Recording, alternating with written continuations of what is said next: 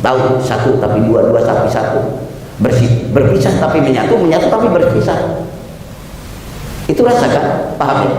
Tatkala Bapak pakai baterai, menyenter kolam ataupun bak di rumah, coba senter dengan baterai yang baik, semuanya terliputi air yang ada di kolam. Dikatakan berpisah, mana semua sel, semua titik, semua yang ada di air itu semuanya terliputi cahaya itu. Dikatakan berpisah, menyatu. Dikatakan menyatu, berpisah. Ruh kita, kolbun kita, mudah-mudahan seperti itu bersama Allah. Amin. Kita tidak menyatu dalam arti kekuasaan, dalam arti kehebatan, dalam arti kepemilikan, tapi dalam arti kolbun ini kedekatan bersamanya. Kalau tidak bersamanya ya hampa dan sirna, betul Pak? Maksudnya begitu. Dikatakan berpisah tapi menyatu.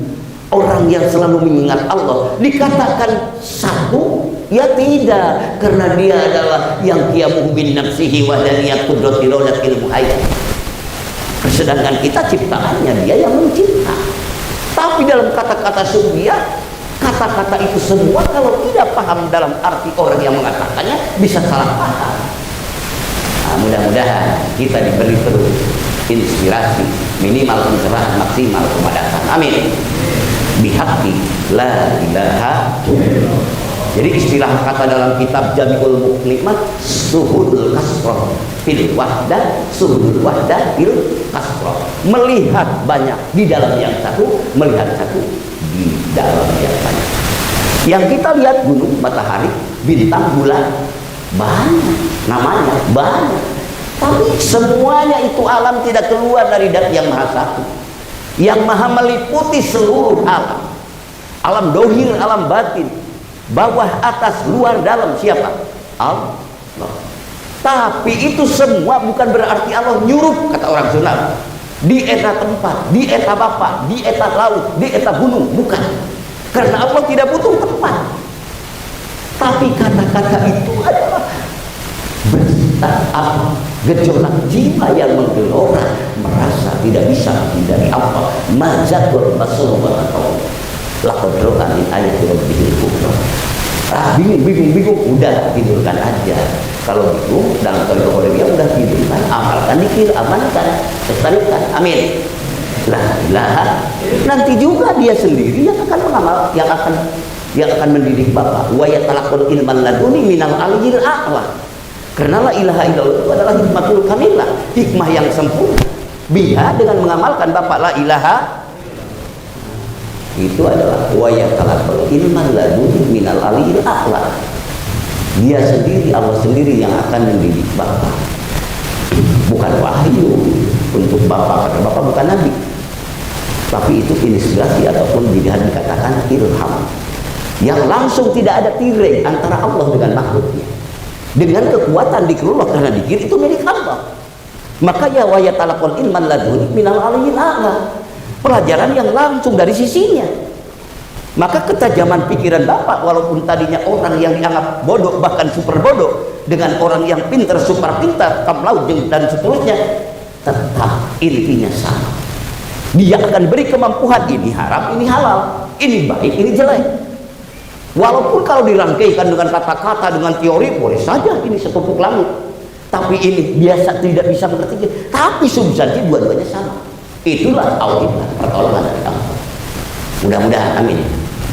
Maka jangan cemas, jangan minder.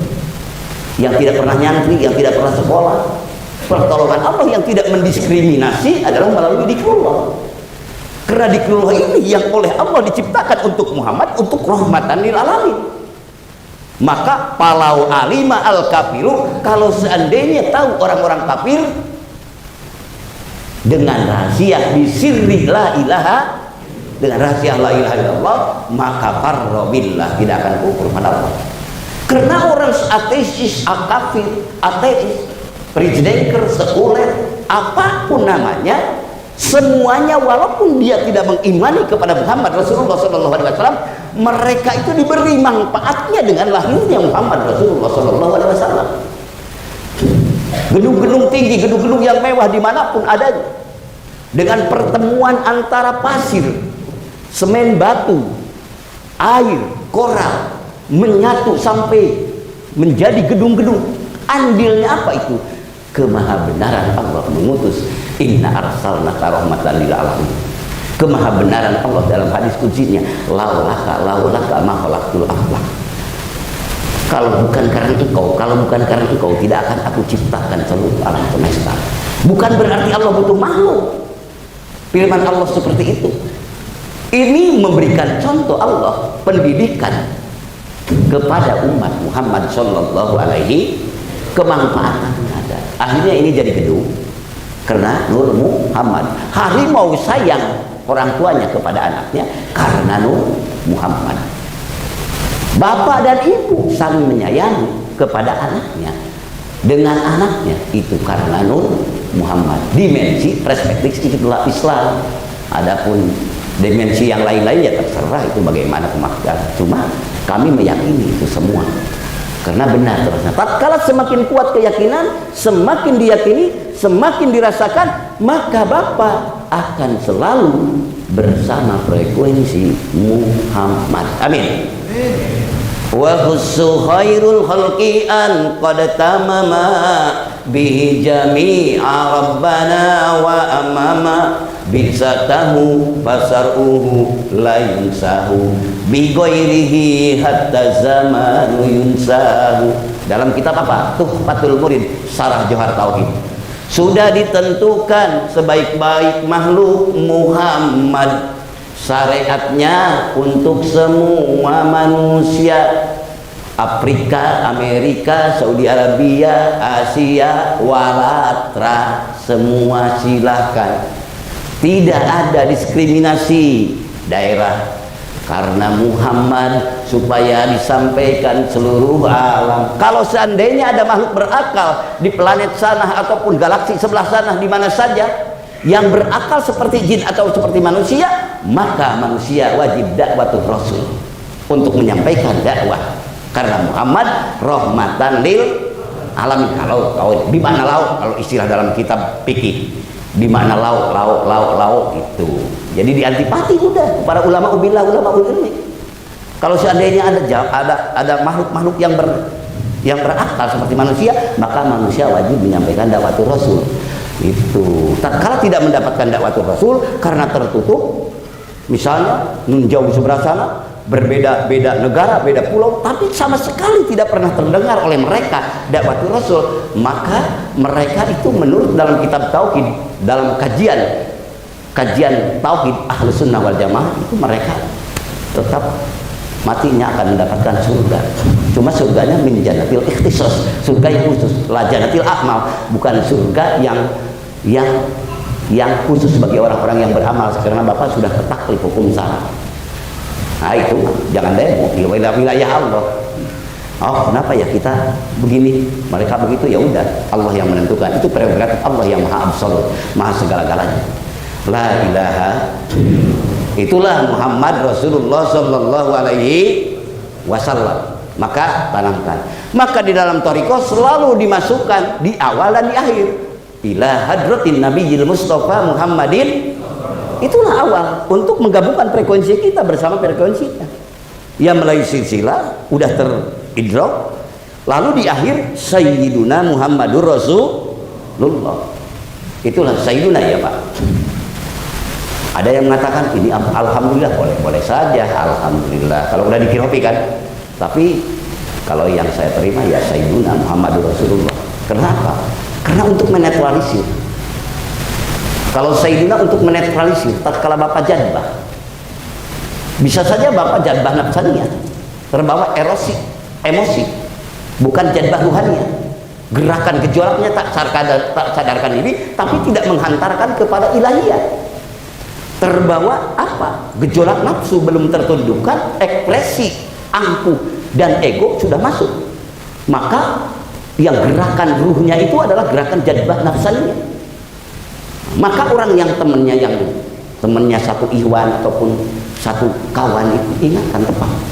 Insya Allah tatkala ikhwan ini adalah sudah hidup hatinya, lalu robitohkan, hidupkan ditepuk dia, Sayyiduna, Sayyiduna, Sayyiduna, supaya ternetralisir, kembali lagi.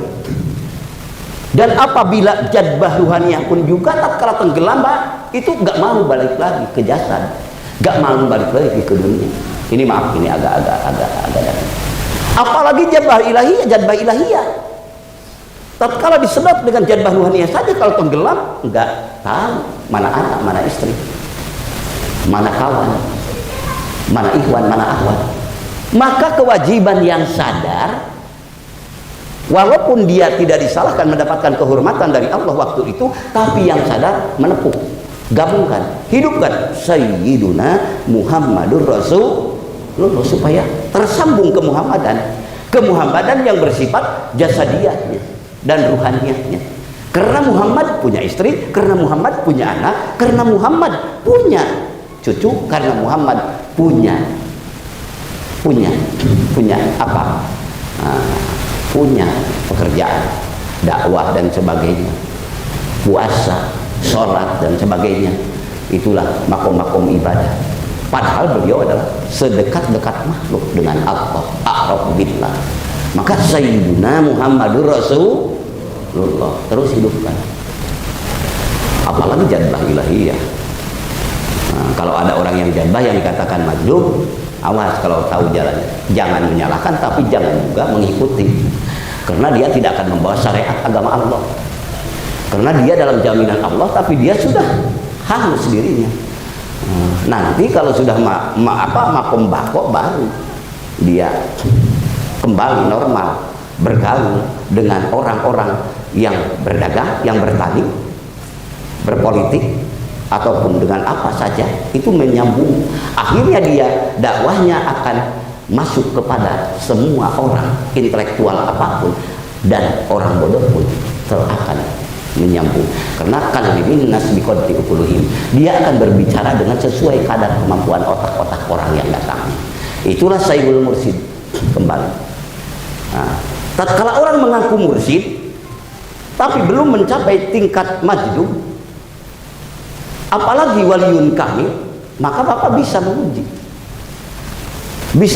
keluar dari jamaah, tapi dia sadar bertemu dengan murid-muridnya, lalu main YouTuber, main internet, main macam-macam, tapi demi kepentingan walaupun itu kan mursyid, itu adalah ya mursyid secara umum boleh-boleh saja, itu adalah keserakahan kehidupan, ditarik untuk kepentingan dirinya.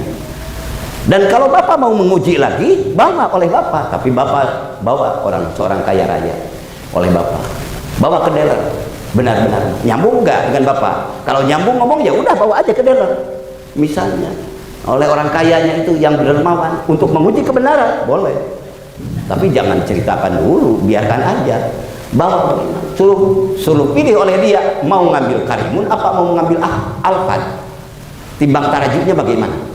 Kalau dia mengambil Alfad salah, ngambil Karimun salah. Karena yang mursyid kamil mukamil dikala majdub, orang yang majdub, yang jadbah itu sudah tidak bisa memisahkan mana koral, mana permata.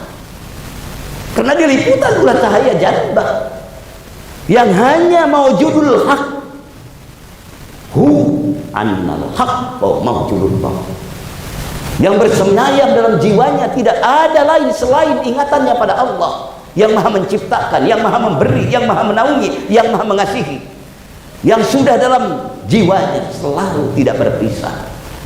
Itulah majdub jadbah. Itu dimuliakan oleh Allah dan akan berkaromah dia. Kalau dia berbicara apapun dijamin Allah benar. Dan majdub yang muntahi, tatkala kata Bapak Andika, ini apa Pak? Kata Bapak, ini apa? Mik ya. Kalau Bapak nanya kepada orang yang sudah majdub jadbah, yang sebenar-benarnya jadbah, apapun kata dia, bukti waktu itu juga. Kalau kata dia ini, oh emas, oh berlian, tapi bukan hipnotis, bukan sihir, bukan Excel, karena dia akan diabadikan Allah. Karena lisannya lisan keabadian. Karena asal dampak dari dat yang maha wajibul wujud yang memiliki nama Allah. Karena datnya yang maha abadi, maka namanya abadi, maka sifatnya pun abadi. Maka tatkala disandari orang kepada zat yang maha abadi, yang kidam dan bako, mukhalafatul hawadisi, tenggelam dalam jiwanya, sehingga Allah mentajalikan kalamnya dalam ruh, jiwa, pikirannya, mencapai akhlaknya orang yang menuju Allah. Maka Allah membuktikan kemahabenaran Allah, pembuktian dari Allah. Itu namanya tajalli, kejelasan dari Allah. Mukasafatul yakin wa muayanatul ghaibi, jelasnya perkara gaib. Bihaqqi la ilaha illallah. Maka tapi tatkala main-main di Facebook dengan yang lain, saling hantam, saling hujat, itu ini dan sebagainya, ngajak kabur, inilah mursyid yang benar-benar inilah adalah Korea, itu hanya propaganda aja, sama aja dengan usaha-usaha dagang yang lain. Mudah-mudahan kita diselamatkan, amin. Mudah-mudahan. Apalagi kata Pak Kiai apa, berburu di kebun binatang, apalagi memancing di akuarium, ya itu mah keserakahan aja. Naudzubillahi min. Apa saya menceritakan ini? Ya ingin selamat, saya juga Bapak ingin selamat. Mudah-mudahan kita semua selamat, amin. Kenapa? Hidup di dunia hanya sementara, tidak akan abadi, betul Pak? Tidak akan selama-lamanya. Jatah waktu sudah ditentukan, kontrak hidup sudah ditentukan, tidak bisa ditawar lagi. Kalau sudah waktu datang kan tidak bisa ditambah, tidak bisa dikurangi. Sudah aja kita pulang semuanya. Idza jaa ajaluhum la yastakhiruna sa'atan wa la yastaqdimun. Apabila ajalmu tiba wahai manusia, sehebat apapun, secerdas apapun, kepintaran kamu, jabatan kamu, kekayaan kamu, dan tidak pandang bulu, apa raja, apa rakyat, apa kaya, apa miskin, apa alim atau apa alim, apa awam. Kalau sudah waktunya mesti berpisahlah jiwa dan raga. Yang kita harapkan adalah mengingat Allah, kembali kepada Allah dengan rahmat ridho Allah. La ilaha. Maka mudah-mudahan apa yang dikatakan tadi dalam mukadimah firman Allah, mudah-mudahan kita dimasukkan kepada yang Allah kirimkan. Apa? Innal ladzina qalu rabbunallahu tsumastaqamu. Sesungguhnya orang-orang yang berkata qul rabbunallah, Tuhan kami semua Allah. Tsumastaqamu, kemudian mengistiqomahkan, meneguhkan, menetapkan dalam lisannya, dalam qalbunya, dalam gerak dan diamnya, selalu sandarannya adalah Rabbuna Allah. Tatanazzalu alaihimul malaikatu. Maka apa? Tatanazzalu, turunlah malaikat. Alaihimul malaikah, kepada siapa? Ya kepada orang yang mengatakan Rabbuna Allah. Nah, bagaimana malaikat turun? Itu adalah hadiah dari Allah supaya malaikat menemui orang itu dan dibukakan orang itu hijab. Maka kata malaikat, Allah takhafu wa la tahzanu, jangan kamu takut dan kamu sedih. Ya, jangan takut setelah kepulangan ini, jangan sedih kamu meninggalkan anak, jabatan, ilmu, kekuatan dan sebagainya, karena di sana lebih baik. Dan dibukakan oleh Allah hijab. Itu pertemuan sebelum meninggalkan ruh dan jasad.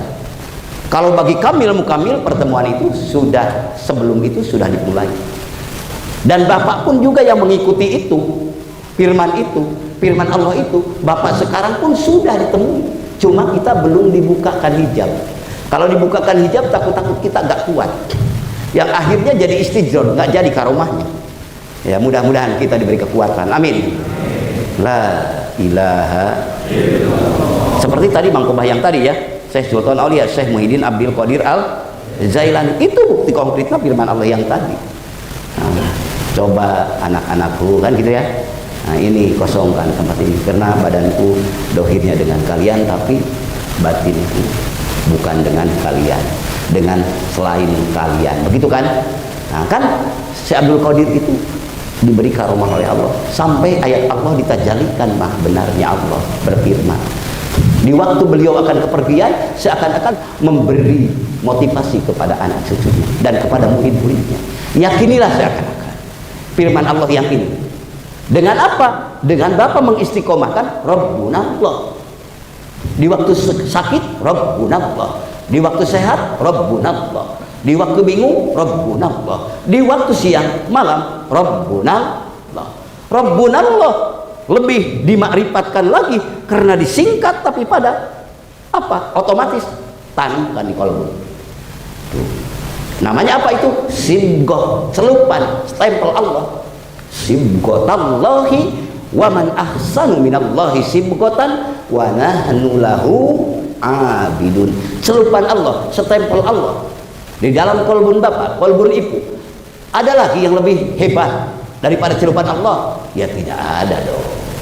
Kalau bapak sudah mendekat celupan Allah, bersemayam dalam kolbun bapak, menetap dalam kolbun bapak, dalam ruh bapak, dalam jiwa bapak, maka selama-lamanya bapak di waktu diam dan bergerak, di waktu sakit dan sehat, di waktu bingung dan bahagia, akan selalu berhubungan dengan Allah. Akan selalu apa? Wa nahnu lahu abidun. Kami semua lahu kepada Allah abidun, beribadah.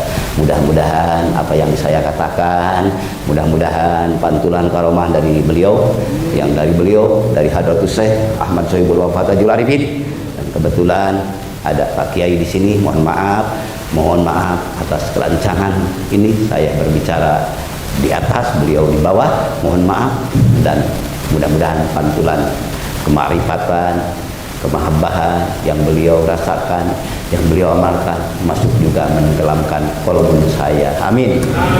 Dan mudah-mudahan selalu bersama beliau, bersama Syekhul Mursyid sampai Rasulullah waktu di dunia ini dan di akhirat nanti. Allah telah pertemukan kita di dunia ini bersama-sama, berzikir, bersolawat, wataman, menakiban. Ya Allah, kami mengharap kepada Engkau ya Allah, bersama kekasih-kekasih-Mu yang ada di tempat ini Al-Mubarak ya Allah, pertemukanlah, disatukan kembali di surga Firdaus-Mu ya Allah, bersama guru-guru kami.